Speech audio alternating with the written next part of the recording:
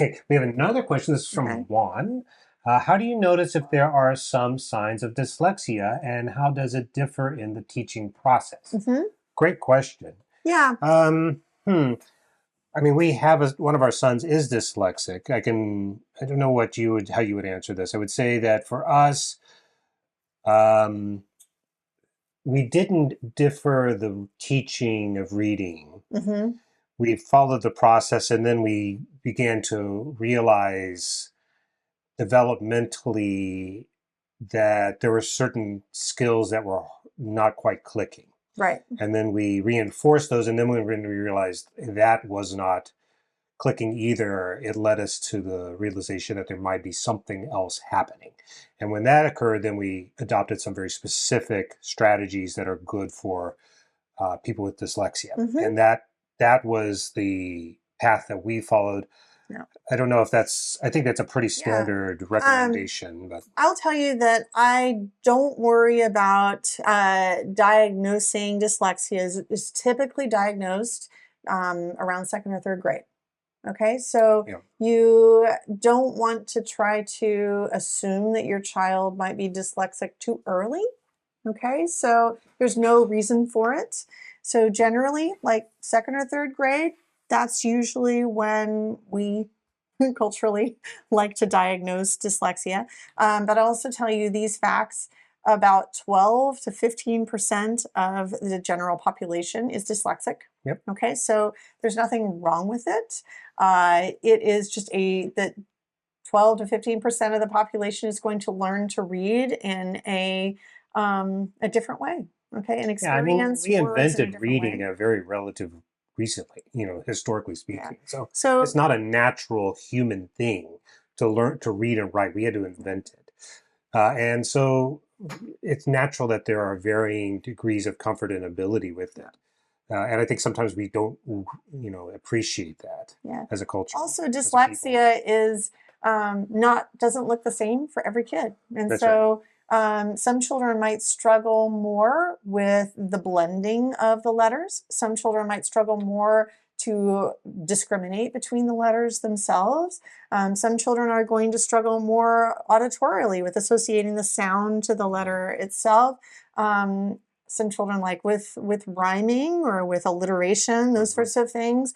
And so once your child gets to be about second grade, I would say like age eight, seven and a Eight. half to eight, if reading still isn't clicking by then and your child is still really struggling to learn the sounds in the letter relationship, even though you've provided lots of Montessori sound games and you've played with letters a Yeah, lot or and you you've know that they know that CAT spells cat, but somehow when they look at it, it's just not clicking. They keep mixing it up with yeah, caught. that's at the point where you worry. All right. But under the age of 7.5 to 8, it's not that children, have to learn to read by that age.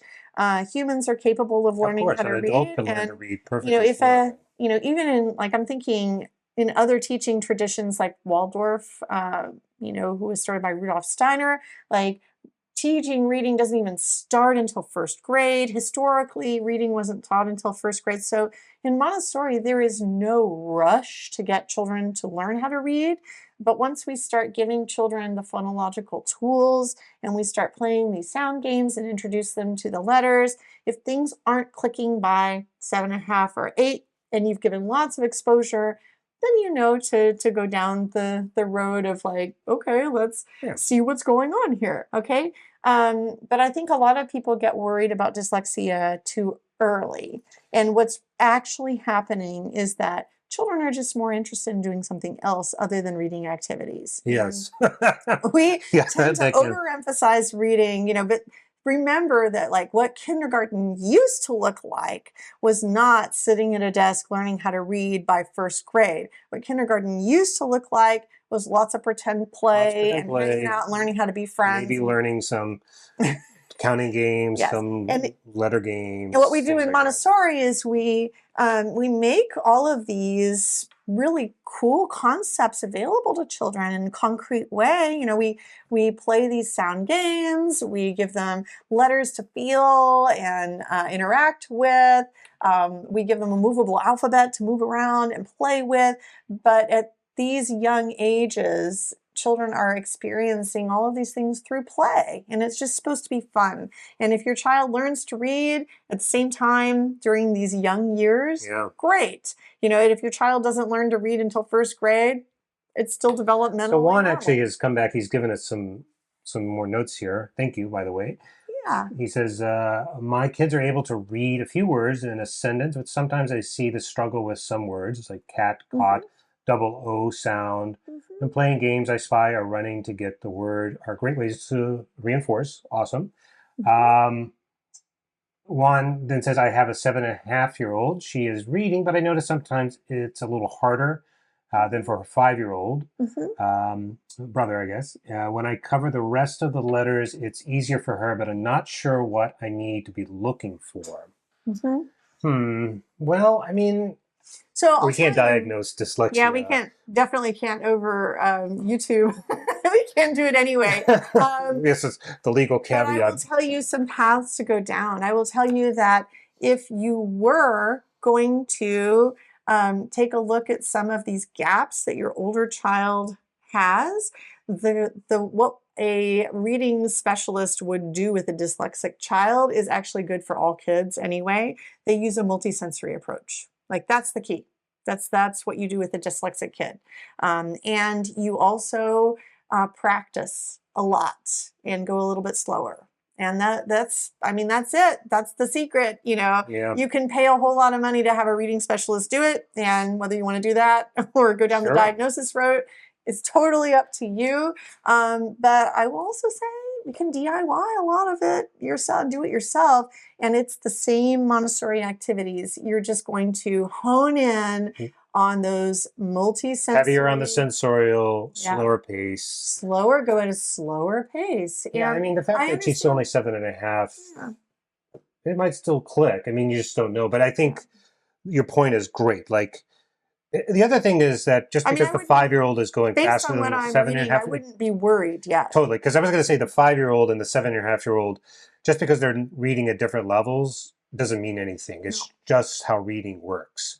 Our firstborn completely taught himself to read basically overnight. I don't know how he did it, but he picked up books and he just dove right in. Well, we put some refrigerator letters, some magnet letters on the refrigerator.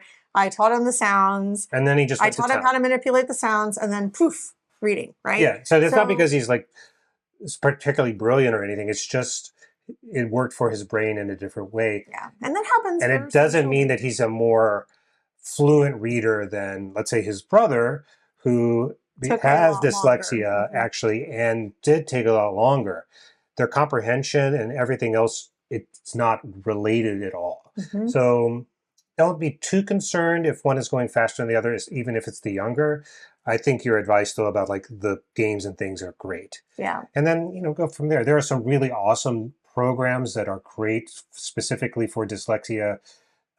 If you come to that, and that fit really well with the Montessori approach. That's right. But ultimately, any program that is worth its salt, that uses an appropriate method for helping dyslexic students, looking at you, Orton Gillingham, you can go Google Orton Gillingham right now, and you'll find references to methods that they use.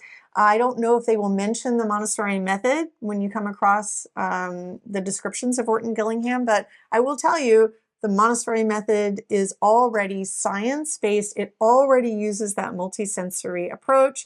And so the activities that you've got in your curriculum, friends, like, you don't need to go further. You need to just follow your child.